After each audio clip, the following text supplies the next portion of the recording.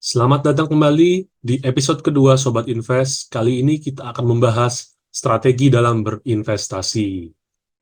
Sebelum lebih mendalam, baiknya kita mengetahui ya, jadi terdapat dua karakteristik yang sangat berbeda, baik dari cara penghasilan, fokusnya teknik, secara waktu, dan money manajemennya, yaitu ada trader dan investor. Baik, di sini kita akan bahas ya, di kiri ada kolomnya. Untuk trader, income itu dari capital gain, sedangkan investor itu bisa dari capital gain ataupun dividen. Sedangkan secara fokus, trader lebih fokus terhadap perubahan harga, sedangkan investor lebih fokus pada nilai suatu perusahaan. Secara teknik, trader menggunakan technical analysis, sedangkan investor menggunakan fundamental analysis. Secara waktu, trader itu short term, sedangkan investor itu long term.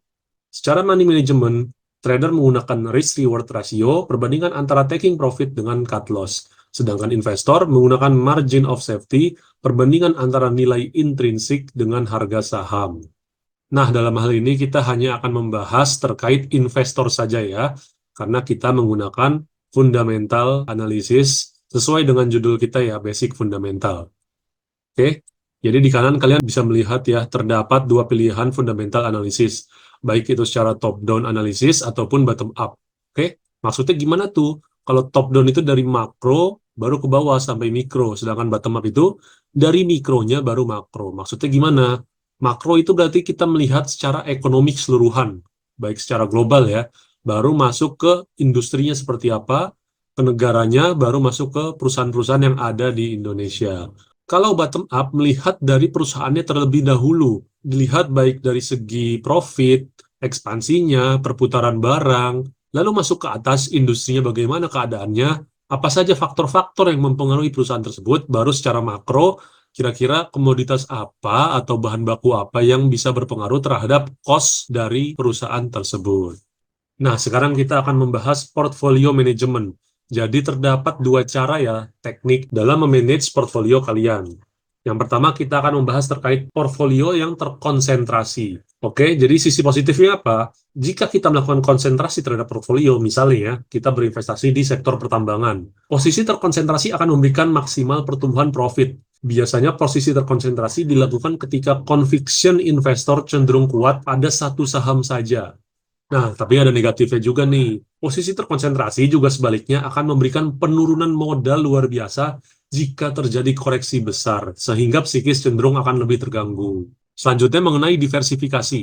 Nah, jadi diversifikasi itu ada banyak ya.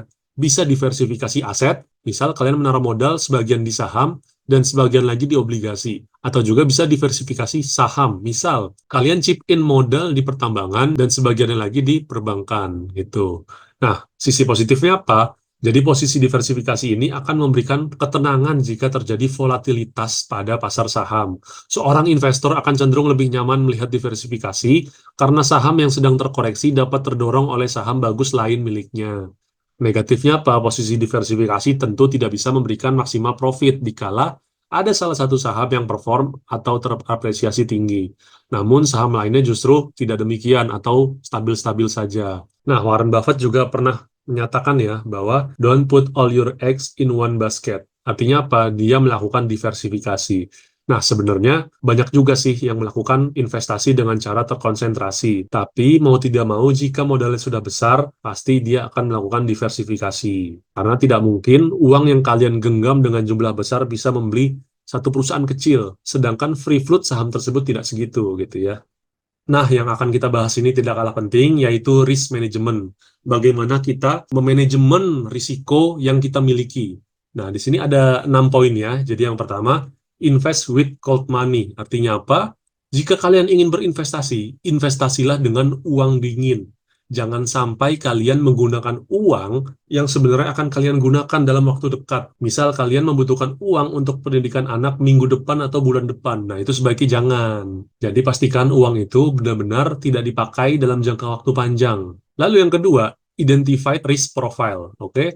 Jadi di sini ada risk capacity, risk tolerance, dan risk require. Jadilah risk profile seseorang. Oke? Misal saya ambil contoh seorang mahasiswa, seseorang yang baru bekerja dan seseorang yang sudah bekerja, menikah, dan memiliki anak tentu memiliki resiko profil yang berbeda. Nah, misal nih, risk tolerance-nya. Mahasiswa itu kan belum punya uang banyak ya, jadi dia toleransi terhadap risk tolerance-nya cukup dikit gitu. Sedangkan risk capacity-nya besar karena dia belum punya tanggungan. Nah, jadilah nanti risk profile di mana sebenarnya mereka masih bebas dalam berinvestasi karena tidak tertaut dengan tanggung jawab yang dia miliki. Berbeda dengan orang yang sudah bekerja, dia punya tanggung jawab untuk melaksanakan pekerjaannya, punya uang yang lebih banyak, namun memang tanggung jawabnya tidak signifikan, sehingga dia bisa memiliki modal untuk berinvestasi lebih banyak dibanding mahasiswa. Namun, ia tidak memiliki waktu banyak untuk melakukan riset terhadap saham yang ia beli. Nah, berbeda lagi dengan orang yang sudah menikah dan punya anak. Tentu dia punya risk profile bahwa ia harus membiayai keluarganya, istri dan anaknya, misal seperti itu.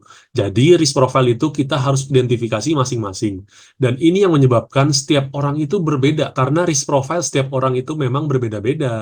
Sehingga investasi dan modalnya tidak bisa disamakan. Bahkan target taking profit-nya juga berbeda. Lalu yang ketiga, avoid loss dan profit. Maksudnya apa? Jadi sebisa mungkin kita berinvestasi itu untuk menghindari kerugian, baru berpikirlah tentang keuntungan. Jadi gimana kita harus mempertimbangkan risk reward dari saham yang kita pilih. Misal, ternyata kita membeli saham A nih, ada risk loss tuh 30%. Kalau potensial profitnya hanya 10%, apa kalian mau beli? Tentu tidak kan? Jadi pastikan risk reward-nya yang benar-benar worth it gitu. Misal risk-nya itu 40%, tapi reward-nya bisa 200 atau 300%, seperti itu. Jadi selalu pikiran juga ya, risk first, then profit gitu. Lalu yang keempat, invest with your age. Ini tidak bisa dipungkiri bahwa orang yang memiliki pengetahuan pada sektor tertentu lebih mengerti sahamnya dibanding orang yang tidak mengerti sektor tersebut gitu.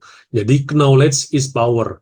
Orang yang bekerja di perbankan tentu lebih mengerti bagaimana bisnis perbankan bekerja. Tapi apakah mungkin kita berinvestasi di sektor di mana bukan tempat kita bekerja? Tentu aja bisa. Jadi kalian harus pelajari dulu sektornya. Misal kalian pelajari sektor pertambangan nih, pelan-pelan tapi pasti. Nah, itu meningkatkan knowledge kalian gitu. Tapi memang tidak bisa dipungkiri, circle of competence itu sangat berpengaruh terhadap investasi saham seseorang. Yang kelima, create plan and target. Maksudnya apa? Dalam berinvestasi kita harus memiliki rencana dan target gitu. Misalnya gimana? Oh, ternyata kita beli saham A nih, rencananya adalah kita beli di angka sekian dengan alasan sekian karena valuasinya sekian. Nah, sedangkan targetnya kira-kira dari pertumbuhan profit atau asetnya kira-kira kita bisa exit di valuasi sekian atau growth revenue sekian gitu. Nah, yang terakhir ini yang paling penting juga ya. Don't be greedy. Jadi ketika saham kalian udah naik dan sudah mencapai target, walaupun dalam waktu yang lebih cepat, ya udah take profit aja gitu. Nggak usah ditunggu-tunggu, nggak usah berpikir wah bisa lebih naik lagi nih. Jangan gitu. Kalian sudah punya target ya, kalian sudah punya plan juga gitu. Jadi jangan sampai kalian rakus gitu. Nah, ketamakan dan kerakusan ini yang biasanya bikin kita bias gitu.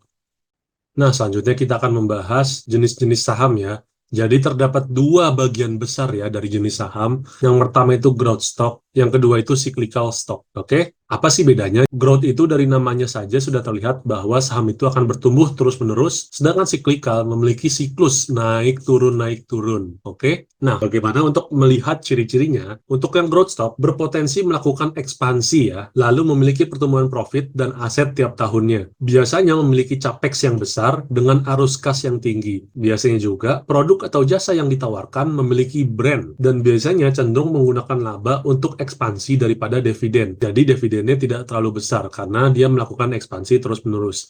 Kalau kita ambil contohnya ya, misal yang ada brandnya aja simple ya, Alfamart, Indofood, dan dia kan ekspansi terus kan, buka cabang di mana-mana. Lalu Bank BCA gitu ya. Kemudian bisnis-bisnis lainnya yang memiliki brand dan melakukan ekspansi, membuka cabang ataupun pabrik di mana-mana untuk menjangkau berbagai daerah, termasuk ekspansi ke luar negeri atau ekspor impor produk brand mereka gitu. Nah, bagaimana dengan cyclical stock? Cyclical stock biasanya memiliki harga produk yang dijual dipengaruhi sekali oleh supply and demand. Oke? Lalu GPM dan NPM-nya cenderung tinggi saat siklus berjalan, sedangkan sedang tidak berjalan, GPM dan NPM-nya cenderung kecil. Harga saham biasanya menunjukkan tren siklus. sangat dipengaruhi oleh makroekonomi, seluruh produk komoditas dan sektor pendukungnya masuk ke dalam saham siklus. Nah, di sini sudah ada kata kuncinya produk komoditas. Jadi, kita bisa melihat ya seperti batu bara, minyak, gas, komoditas pangan ya, baik itu beras, gula, kokoa, dan lain sebagainya itu masuk ke cyclical stock gitu. Nah, ini penting ya untuk diketahui karena menentukan strategi kita dalam berinvestasi. Mulai dari yang pertama, apakah kita menjadi investor menggunakan strategi top down ataupun bottom up, itu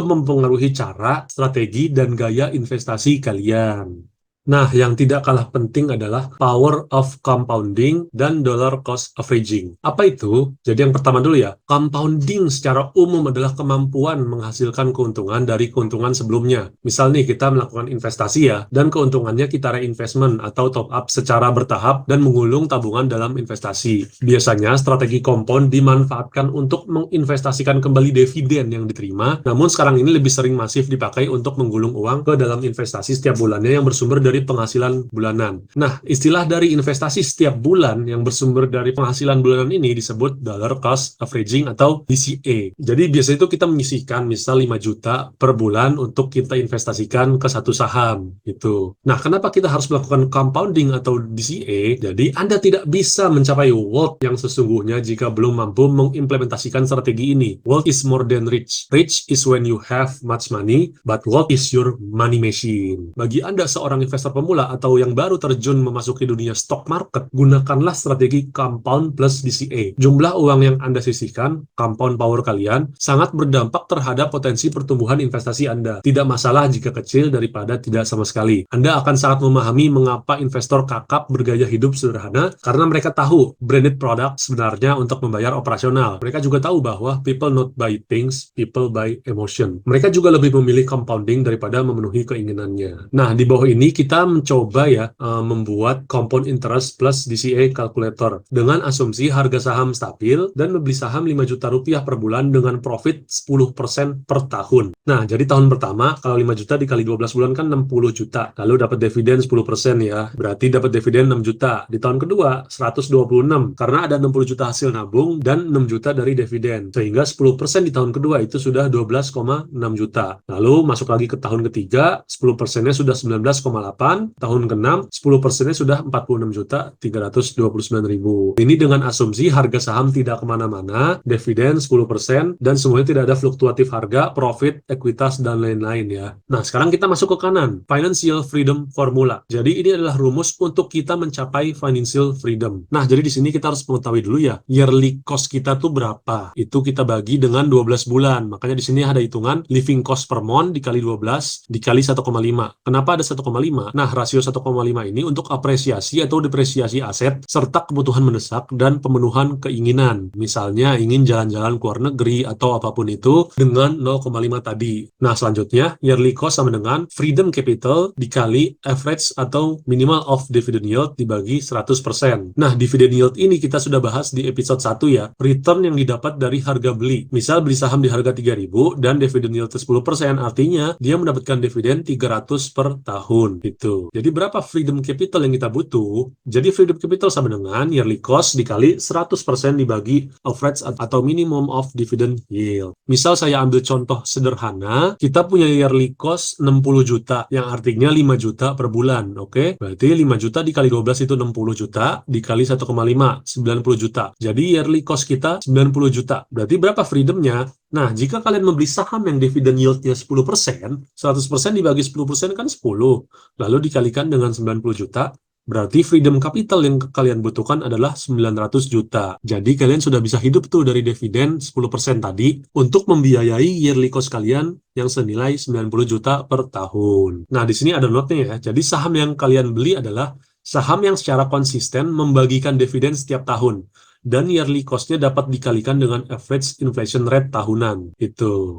Nah, itulah manfaatnya dari power of compounding dan DCA untuk mencapai financial freedom lebih cepat. Nah, jika kalian tahu nih, jadi seorang filsuf ya, Albert Einstein pernah mengatakan terkait compounding ya.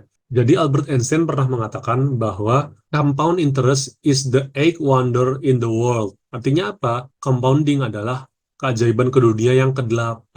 Lalu dia menambahkan, bagi mereka yang mengerti, mereka akan memperolehnya, sedangkan mereka yang tidak mengerti, mereka akan membayarnya. Itulah mengapa kita harus melakukan compounding, karena compounding itu juga berlaku terhadap inflasi. Jadi tidak terbayangkan bagaimana inflasi kalian menggurus nilai aset kalian gitu.